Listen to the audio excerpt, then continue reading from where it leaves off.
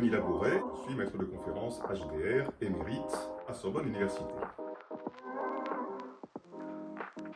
Je pars de deux constats, de deux représentations assez courantes. L'une qui discrédite la polémique, l'écrit de combat. On parle de vaine polémique. La parole polémique, l'écrit polémique serait discrédité. L'autre constat, c'est que l'histoire de la littérature française en particulier, serait un long fleuve tranquille, une cohabitation heureuse de grands auteurs qui se réunissent dans un même panthéon. En réalité, la polémique peut produire de grandes œuvres, d'une part, et d'autre part, l'histoire de la littérature est une histoire de combat. Les mouvements littéraires s'opposent les uns aux autres, et la question, au fond, c'est à quelles conditions l'écriture polémique peut-elle devenir littéraire? Peut-elle produire des œuvres? Et la réponse, je la chercherai du côté de 6 grands auteurs, de 6 grands combattants des lettres, combattants des mots, et du côté de 6 combats qui ont marqué la littérature.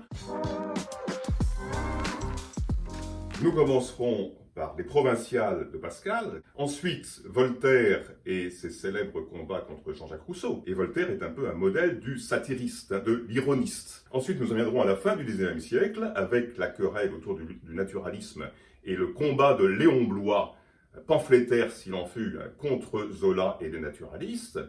Puis nous en viendrons au XXe siècle avec les querelles internes au mouvement surréaliste et le second manifeste du surréalisme d'André Breton. Nous passerons à Bernanos, Georges Bernanos, Les grands cimetières sous la lune, son combat contre la barbarie franquiste et la collusion entre les évêques de l'église espagnole. Et enfin, nous en viendrons à Julien Gracq, 1949, La littérature à l'estomac. C'est un très beau pamphlet aussi, La littérature à l'estomac, qu'on a un petit peu oublié. Combat contre la politisation de la littérature, contre la commercialisation de la littérature.